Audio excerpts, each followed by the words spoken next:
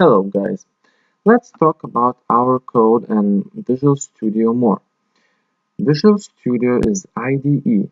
It means it is an integrated development environment, and the goal of IDE is to put together a number of different tools and pieces of functionalities together.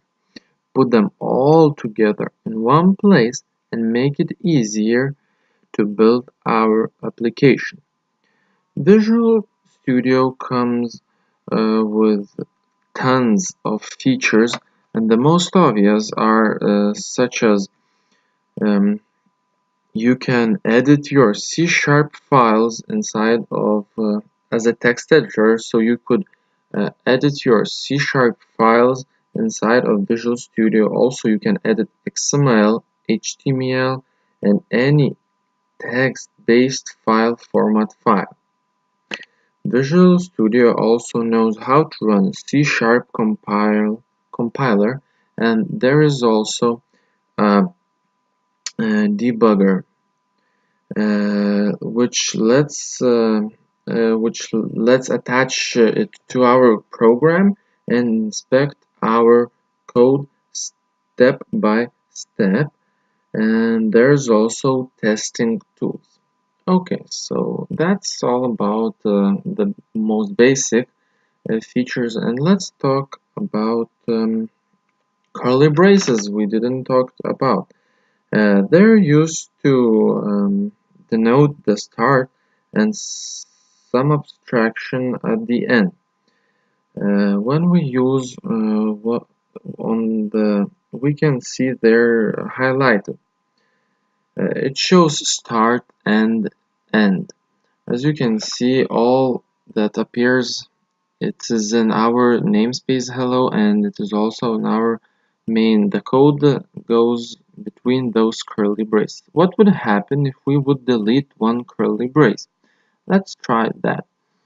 Let's delete the curly brace, and we can see we have a red highlight, and Visual Studio gives us some hints that it is missing one. And let's try to build our code, and we will see errors in our code because it expects a curly brace at the end.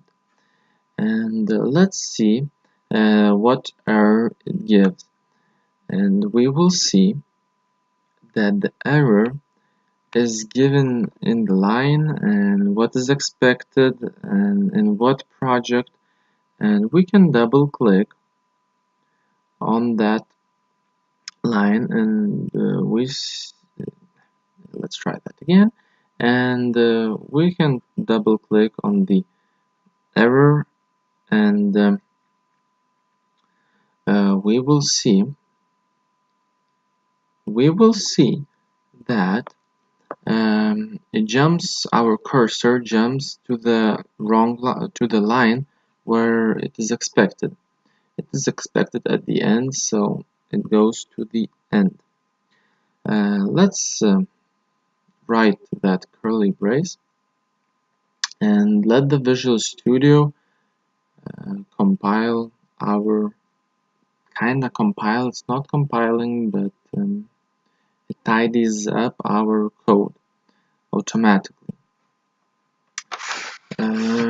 So yes, and also let's speak about the semicolon. And semicolon is typically used to end a statement in C#. Yes. Let's delete it, and we can see one more error appeared. And yes, we can build it again. There will still be that same error. Double click on it, and we see that it expects a semicolon.